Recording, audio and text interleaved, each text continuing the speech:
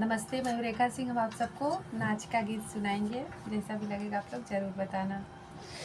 करिया करिया रसगुल्ला रसदार राजा जी, करिया करिया रसगुल्ला रसदार राजा जी, काहे सड़िया लियावल उधार राजा जी, काहे सड़िया लियावल उधार राजा जी।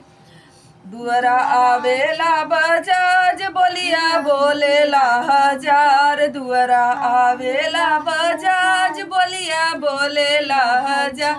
हमार जरी जाला एड़ी से कपार राजा जी, हमार जरी जाला एड़ी से कपार राजा जी। करिया करिया रसगुल्ला रसदार राजा जी, काहे बिंदिया लियावल उधार राजा जी, काहे बिंदिया लियावल उधार राजा जी।